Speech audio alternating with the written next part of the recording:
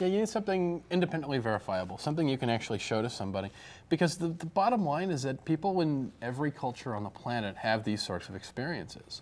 Whether it's, and it's funny because none of these experiences they ever have ever contradict their own religious beliefs. I've never seen a Hindu who has this Catholic imagery in their belief. I think that sometimes your brain just reaches for things that are familiar. And I know you were talking about this earlier, about the alien abduction sort of phenomenon that happens, is that for the longest time in our culture, when people had these so-called experiences and they claimed they'd been abducted by people from a flying saucer or whatever, there was just these completely disparate ideas of what these things looked like.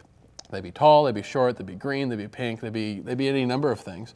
But once we had that sort of, football-eyed, short, gray, large head image, the one that you see on bumper stickers and all sorts of things. Also known as the Greys or the Zetas. Yeah, that once you started seeing that sort of image from like Communion and all these other ones, it's the same alien that you saw on like South Park and stuff. Once that image is ingrained in your mind, suddenly everyone having an experience was seeing this alien. Although there are, the reptilian aliens, what are they called? Tears, I think. These are the David Icke guys? I'm not sure. I know there's a guy on YouTube, goes by Gorilla199, who is apparently like a big believer in them. I don't know.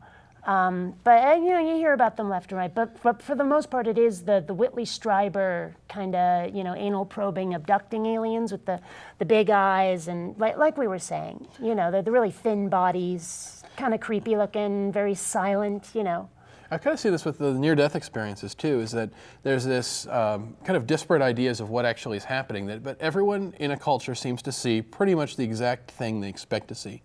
Well, there is that. I mean, occasionally people will convert, though. I mean, I remember there was even a guy, I think he was an atheist. I'm trying to remember his name. He's the head of the Human Genome Project. Is this Francis Collins? Yeah, where he had been hiking, and I don't know, what did he see, like a waterfall that had frozen into 3 streams, and he went, the Father, the Son, the Holy Ghost, humana, humana, and the next thing you know, he's like Mr. Uber Christian man. That's a really stupid thing. I'm sorry. The guy is, I'm sorry, objectively brilliant. The guy has done some amazing work in science. But come on, dude. As a scientist, you have seen things that far outstrip that in the amazing factor. I mean, you've seen things so much. You have taken apart the human genome and looked at it. You've mapped it. I mean, come on. I can see better things, looking through a telescope than, oh my God, it splits into 3. Basically, we're talking about a brilliant man having a Dumble rainbow experience. Yeah. It's completely crazy. And I mean, personally, I don't understand how someone can have one of these visions. I mean, I've had visions. I've had, what was that?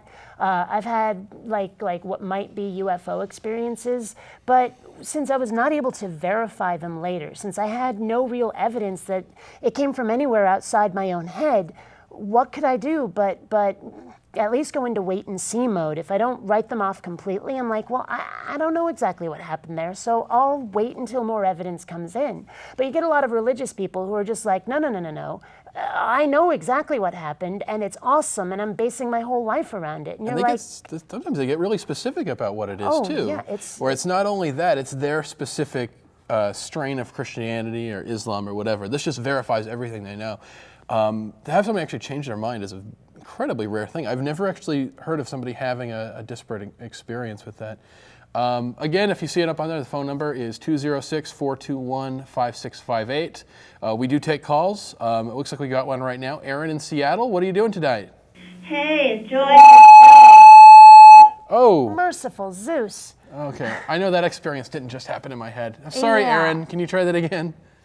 Hello. Hello, sorry about that. It's okay. TV. Yeah, anyway, this place is... I was just going to say, I am so... I just bumped into your show. I didn't know it was there. You guys are great, because I have a question. Sure. Maybe you can help me with, okay? It's not the one about where babies come from, is it? Yeah. Mommy! No, just kidding. Okay. No, it's not that. What it is that when your family goes to church and you don't, and your friends go to church and you don't, and all of a sudden they're starting to push you and they're like, you're 42, you better get with it because, God's going to come back and you're... Oh, sorry about that, Aaron. And I'm just like, whatever. And they're like, oh, you're probably a Wiccan or a witch or whatever. Everybody believes in something. I'm like, I believe that I get up, I breathe, I brush my teeth, and I go to work. Yeah, I think the one thing I kind of get out of that is that they don't seem to have sort of reciprocal respect for you in that regard. That I'd think that a real friendship or love, they would at least respect you enough to not try to push that stuff on you. It's not like you're trying to tell them they can't go to church or try to use fear to make you not go to church, because that whole thing like, oh, you're 42, you know, don't you want to get on the right side of God before you kick? And it's just like, that's just mean. That's an emotional appeal, because somebody in another religion could make that to them, that they're not right with, you know, some other God. Oh, absolutely. Although I have heard of some religious people who are like, look, atheists are the bad ones. You know, as long as you have faith in something, God will be okay with it. But if you don't have faith, then all of a sudden you are evil or wrong or going to hell or whatever. And that is one of my biggest problems with religion, is that it seems to come with all these threats of believe in something that you can't see, that you can't know for certain, that you can't check, or else. Yeah. You know, and it's a really bad or else. It's a go to hell forever or else, tortured forever. Well, the other thing is the Bible, i.e. King James, was used to say that slavery was okay. Oh, yeah. And there's all these people that can't see anything. But, you know, I have to say, I did not know this. It's a friend of mine who is in a position where if his colleagues knew he was atheist, it would be kind of a problem. Oh, he'd lose his job, or? It's in the medical field. He's pretty high up.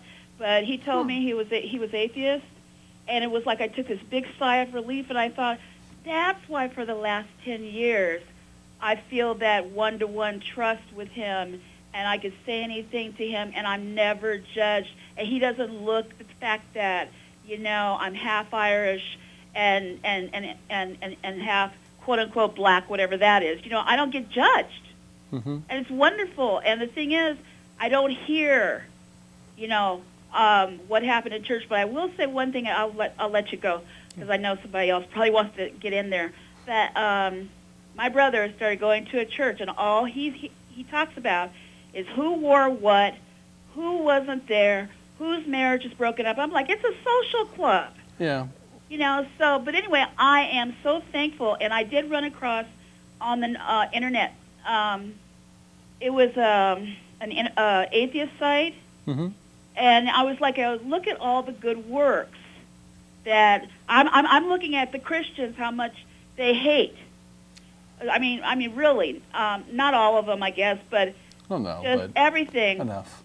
But the thing is, I'm looking at the atheists and how many wonderful things they do as a group, as a community, without having to depend on a book to tell them what to do. And I think really what's happening is people need a mommy and daddy Yeah. all the boy, time. do they ever. So anyway, I'll let you go, and right. I think you're great. And are you on this time every Sunday? Yes, 3 to 4 every Sunday on Scan in Seattle. And if Okay, you find yourself you are the best. If you find yourself jonesing for more atheist stuff during the week, you can always go to my YouTube channel, BionicDance. Just all one word, BionicDance on YouTube. Okay. All right, thank you, Aaron. Thanks. Bye.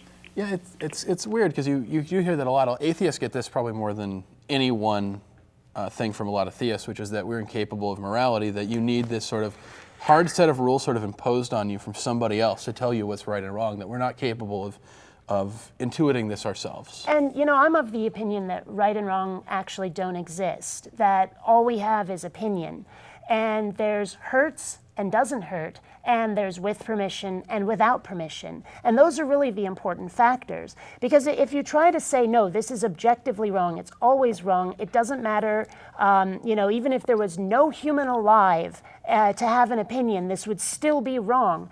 And I have to ask these people, well, prove it. How do you know that? You know, and that's clearly a faith position, but what can you do? I mean, when you ask them to prove it, they just tell you you're evil, or they start throwing insults at you because they know that they can't. Either that or they try to change the definition of objective on you.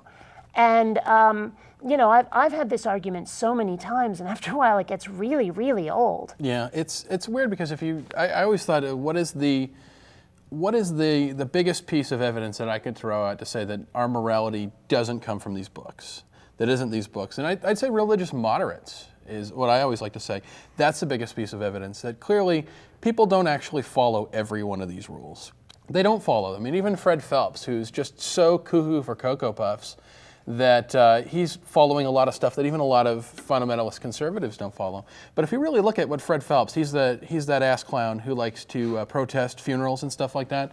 The Westboro Baptist Church. Oh yeah, he's kind of a dick. But he shouldn't just be protesting. He should straight out be killing people. And if he's not willing to kill people according to the Bible, he should be killed himself. So, I mean, that's the same thing. Even people like Jerry Falwell, Pat Robertson, they don't follow all these rules. I mean, right off the bat, going back to the evil goatee thing, Rick Warren's got a goatee. It's not that goatee is a sign of evil. You're not supposed to shave any part of your beard in the Bible. I mean, it's amazing, these sort of things. I mean, does he kill his children when they speak back to him? No, I don't think he does. It's clear that we're applying our own morality to this book rather than getting something from it. Right. That anything that you get out of that book, you're shooting it through the prism of your own personal morality. Well, I mean, morality is basically an opinion. It's, I don't like that, you don't like that. And there is a kind of collective gestalt morality that people follow. But, for the most part, if you look at it, it really is opinion. I mean, it may be a larger public opinion, but if there was no, like I pointed out before, if there was no human alive to hold these opinions, where is morality? Point to it. Show its non-human source. And a lot of religious people like to say, oh, it's God. Morality is God granted. But, then that's just God's opinion. Where did God get it from? It's not objective. Then you can go into something that Plato referred to as Euthyphro's dilemma. Basically, the question being, this is another one of those dialogues that Socrates has where he pwns somebody on some sort of a topic. And Euthyphro's dilemma was that, what is the source of morality? That's the real question. If morality comes from the gods, then it's subjective. Then it's the whim of a being that's saying that. But it's not universal anymore. It isn't a universal because it's a subjective thing. Even if it's a being who's really, really big and really powerful and knows a lot of stuff, it's still subjective. And the other question is, if it is universal, then that God would be subject to that same morality. These rules would be bigger than this God. It would be bigger than anything, because if it's a universal sense of morality, that God would be subject to too. The real question is goodness good because the gods like it, or is goodness good whether the gods like it or not? Well, and, keeping in mind, of course, that the very notion of good is subjective in and of itself. I mean, I like it when this happens, I don't like it when that happens.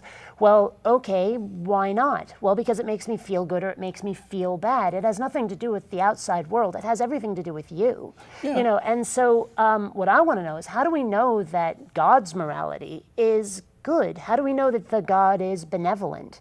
How do we tell? And even if we use these books as saying, does this book accurately portray the character of God? I can't look at that and see something that's good. I can't see something that's that capricious and violent, that is so demanding of worship. If it's so perfect and he's so powerful, he's omnipotent, omniscient, omnibenevolent, why, like you said in the video, why would that God need anything, let alone a starship? Why would that thing need love? Why would that thing need loyalty or somebody to adhere to its rules? Why would it need any of that?